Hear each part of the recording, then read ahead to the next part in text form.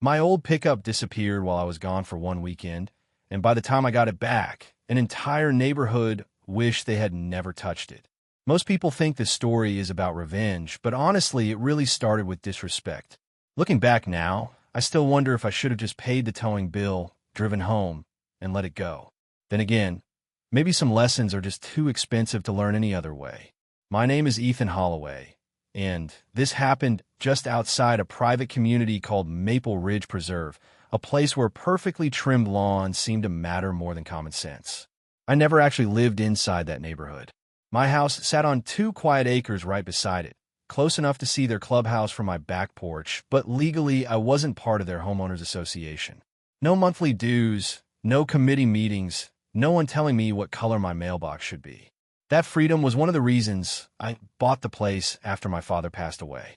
He always used to say, "Son, if another grown man needs permission to tell you how tall your grass should be, something's gone wrong." I laughed every time he said it, and every time I mowed my own uneven yard, I thought about him. That Sunday afternoon, I had just gotten back from helping my cousin Ryan repair a barn roof about 2 hours north. We spent 2 days working under the summer sun, eating gas station sandwiches, drinking cheap beer after dark, talking about everything except work. It was the kind of weekend that clears your head. I remember turning onto my gravel driveway, feeling tired in the best possible way. Then I noticed something strange before I even parked. There was too much empty space. You know those moments when your brain notices something missing before your eyes catch up? That's exactly what happened. My truck should have been sitting beside the old workshop where I'd parked it every single day for almost 7 years. Instead, there was nothing except fresh tire marks and a rectangle of flattened gravel where it had been. At first, I actually laughed because it seemed impossible. I walked halfway down the driveway, thinking maybe I'd left it somewhere else before leaving town, which made absolutely no sense, but your mind does funny things when it doesn't want to believe bad news. I checked behind the shed. I even looked near the tree line like somehow a 20-year-old pickup had decided to wander off by itself. Then I saw it, a bright orange notice tied neatly to my fence post with a plastic zip tie, almost like someone wanted to make sure I couldn't miss it. It looked painfully official, laminated, stamped, full of legal-sounding language that practically dripped with self-importance. Vehicle removed due to community parking violation. Community parking violation. I read it 3 times before saying out loud, "Community? What community?" My property wasn't inside Maple Ridge Preserve. Never had been. The only thing my land shared with theirs was a property line that ran beside their overflow parking lot near the clubhouse. Somehow that had apparently been enough for somebody to decide my truck offended their view. At the bottom of the notice was a towing company's phone number, so I called before I had time to cool off. A woman answered with the kind of voice that suggested she'd already repeated the same script 50 times that day. North Valley Recovery.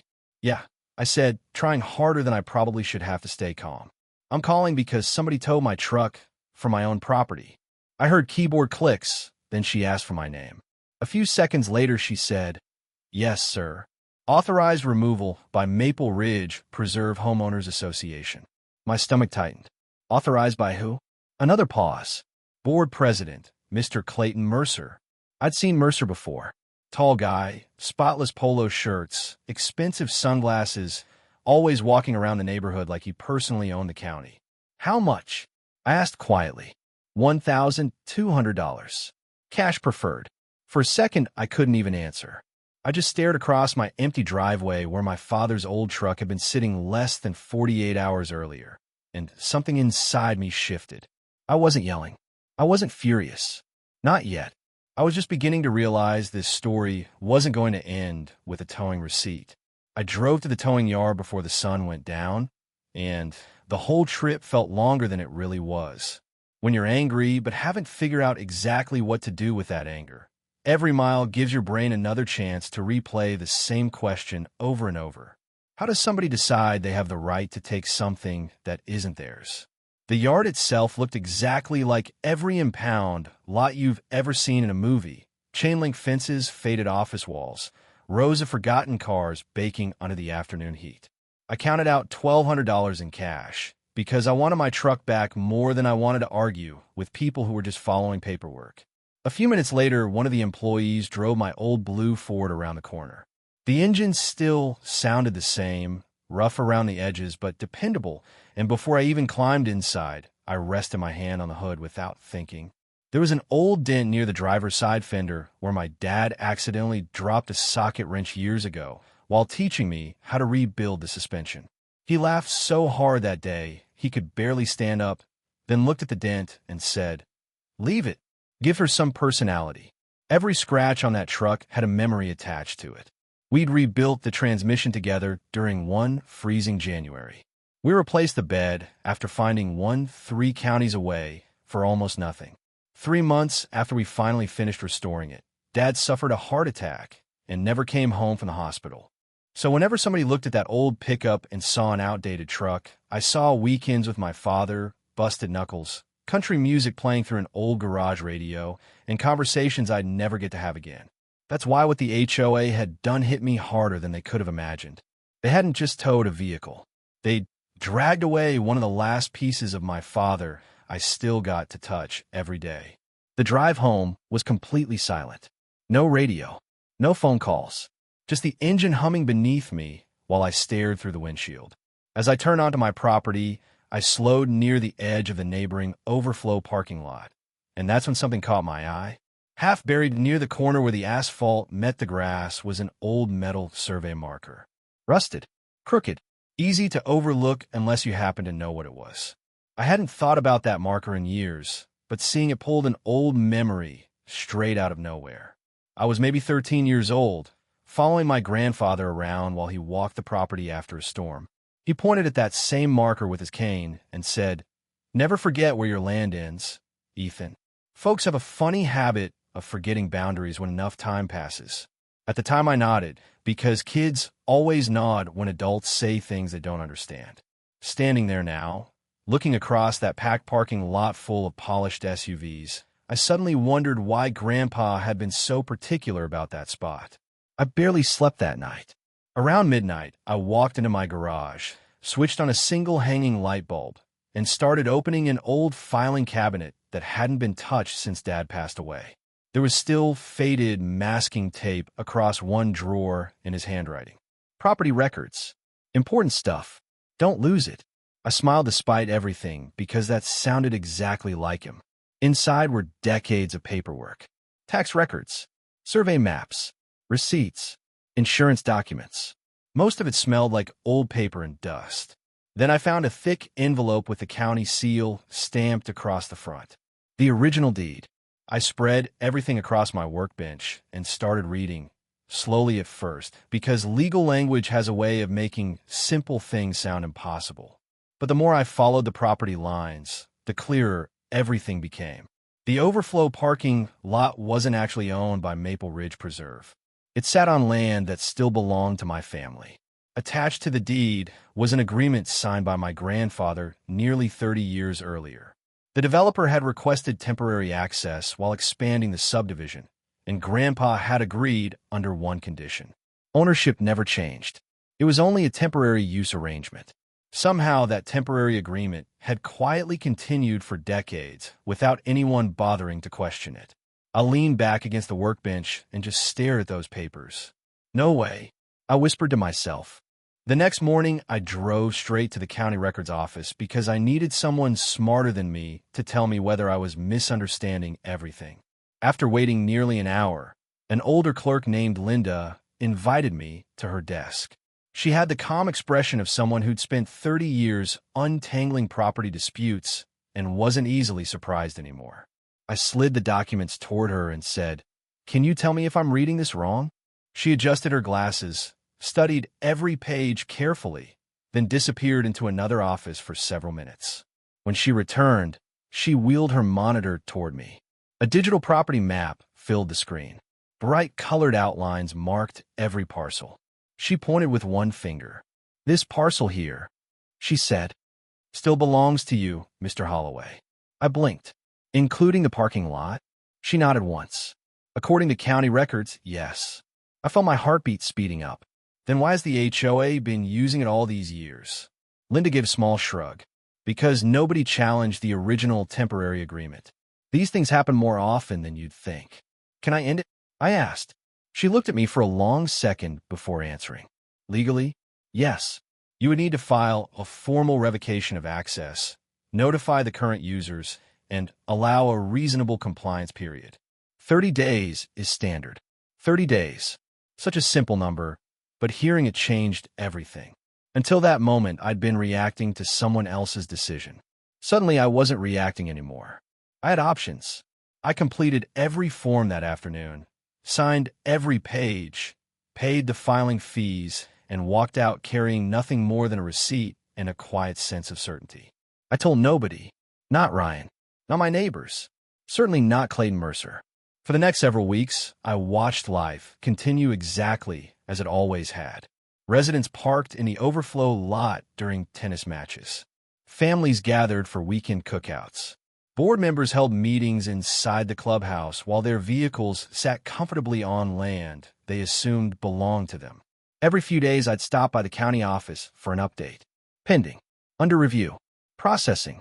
Meanwhile, I occasionally saw Mercer making his usual rounds through the neighborhood, smiling, waving, acting like the entire community revolved around his decisions. Once our eyes met across the parking lot, he gave me the kind of polite nod people offer strangers they don't consider important. I nodded back, almost feeling sorry for him because he still believed he controlled the board. He had absolutely no idea the clock was already ticking. Then, on the 27th day, my phone rang while I was changing the oil in my truck. It was Linda. "Mr. Holloway," she said, sounding almost pleased. "Your revocation has been fully approved. Official notice has been delivered this morning. As of today, that property is entirely under your control again." I wiped my hands on an old shop towel, looked toward the clubhouse in the distance, and smiled for the first time since finding that orange notice tied to my fence. I finally understood something my father used to say whenever somebody underestimated him. Real leverage, he'd tell me, doesn't make noise until the moment it has to. And I had a feeling that moment was finally getting very close. Friday evening felt like the right time. Not because I wanted to embarrass anyone, but because I wanted everything to be finished before the weekend crowd rolled in. I called a local fencing contractor I'd worked with years earlier, told him I needed a perimeter fence installed around a piece of private property, and asked one simple question. "Can you do it overnight?" He chuckled and said, "If the paperwork's good, we'll have it done before breakfast." The paperwork was more than good. By sunset, 2 flatbed trucks rolled onto my land, carrying fence panels, steel posts, concrete, and enough equipment to transform that parking lot before the first resident poured their morning coffee. I walked the property line while the crew worked beneath portable floodlights. The sound of augers drilling into the ground mixed with the clanking of steel and the low rumble of generators. Nobody rushed. Nobody celebrated. We were simply building a fence around land that belonged to me. Around 3 in the morning, the foreman walked over holding a heavy padlock. "Gate goes here?" he asked. I nodded. No gaps. By sunrise, the transformation was complete. A clean chain-link fence surrounded the entire overflow lot. Bright red signs hung every few yards. Private property. No unauthorized parking. Violators will be towed at owner's expense. I stood there holding a cup of coffee, watching the early morning fog drift across fresh gravel, and for the first time in weeks, I felt completely calm. Then I went home and waited. The confusion started just after 8. Cars slowed as they approached the entrance, then stopped completely. Drivers climbed out, wearing expressions that bounced from confusion to disbelief in a matter of seconds. A woman in a white SUV walked the length of the fence twice, as if it might disappear if she looked hard enough. Someone tried calling the gate number printed on the sign, even though there wasn't one. Another resident joked that somebody must have built the fence on the wrong property, but nobody laughed for very long. Within half an hour, traffic had backed up along the neighborhood entrance. People started asking each other questions nobody could answer. Then somebody spotted me, standing quietly across the road. "Hey," one man shouted. "Do you know what's going on?" He answered. "What happened to the parking lot?" "It didn't go anywhere." He frowned. "You just can't use it anymore." Before anyone could ask another question, a black luxury SUV rolled into the crowd. Clayton Mercer climbed out looking exactly the way I'd always seen him: press shirt, polished shoes, sunglasses resting on top of his head like he was arriving for another routine board meeting. He took one look at the fence, then at the gathering of frustrated residents, and finally locked eyes with me. He walked over quickly, trying very hard to stay composed. "What exactly is this supposed to be?" I took a sip of coffee before answering. "A fence." A few people nearby couldn't hide their smiles. His jaw tightened. "You've blocked community property." I reached into the folder tucked beneath my arm and handed him a copy of the county records. "No," I said evenly. "I fenced my property." He barely glanced at the first page before shaking his head. "That's impossible. We've owned this parking lot for years." "No, Evropia." "You've been using it for years." Those two words landed harder than I'd expected. Using it, not owning it. He flipped through the documents faster now. His confidence began slipping away page by page. "This should have been discussed with the board." I looked directly at him. "You towed my truck from my land without discussing anything with me." Silence. Real silence. Not the awkward kind. The heavy kind where everyone nearby suddenly realizes they're watching the truth catch up with somebody. He finally lowered the papers. "What do you want?" There it was. Not another demand. Not another order. A question. The man who'd spent weeks acting like authority itself was now asking permission. I let a slow breath out. "I want my $1,200 back." He nodded cautiously. "And I want compensation for decades of unauthorized use." Several residents exchanged surprised looks. One older gentleman quietly asked another, "Wait, this was never HOA property?" Mercer ignored them. "That's ridiculous." I shrugged. So was towing a man's truck off his own land. For the first time since we'd met, he had absolutely nothing to say. The next several days became surprisingly quiet. Lawyers started exchanging emails. The HOA's attorney requested copies of every survey, every deed, every county filing. My attorney happily provided everything. Every document told exactly the same story. The fence stayed. The parking lot stayed empty. Weekend events became logistical nightmares. Guests parked blocks away. Residents complained. Vendors struggled during community gatherings. Every inconvenience reminded people of one uncomfortable fact. Their board had never actually confirmed who owned the land they depended on. 5 days later, I received a phone call from a different board member. Her voice sounded nothing like Mercer's. It sounded tired. "We'd like to settle this." We met the following Tuesday inside a small conference room at a local attorney's office. There were no raised voices, no dramatic speeches, just paperwork, numbers, and long moments of uncomfortable silence. They reimbursed every dollar I'd spent recovering my truck. They agreed to compensate me for the unauthorized use according to terms both attorneys considered fair. Then they made one final proposal. "We'd like to lease the parking area from you." The room became very quiet. My attorney glanced at me. Their attorney waited. Mercer never looked up from the table. I thought about my father. I thought about my grandfather pointing toward that old survey marker. Then I smiled politely. "I appreciate the offer." A brief pause. But no, that single word ended the meeting. A month later, I expanded the fenced area, brought in fresh gravel, and turned it into something that actually served my family. My truck sat there every evening beside my utility trailer and workshop, exactly where it belonged. Sometimes I'd notice residents driving a little slower as they passed. Nobody honked. Nobody complained anymore. They simply looked through the fence for a second before continuing home. Funny enough, I don't hate the people who lived in Maple Ridge Preserve. Most of them had no idea what their board had done. They were just neighbors trying to enjoy their community. My problem was never with them. It was with the kind of leadership that mistakes authority for ownership and assumes nobody will ever push back. Every now and then I still park beside that old survey marker. It's cleaner now, easier to see. I left it uncovered on purpose. Because boundaries matter. Property lines matter. Respect matters even more. Sometimes people ask whether I went too far. They say I could have accepted the refund, leased the land back immediately, and kept the peace. Maybe they're right. Maybe I could have. But I also believe that if I'd simply smiled and moved on, the next person would have been treated exactly the same way I was. So now I'm curious what you think. If someone abused their authority, entered your property, took something that meant the world to you, and only apologized after they realized they'd lost all the leverage, would you have accepted their lease offer? Or would you have done exactly what I did? Let me know down in the comments, because I genuinely want to hear where you stand. And if you've ever dealt with an HOA, a difficult neighbor, or someone who thought power gave them permission to ignore basic respect, share your story too.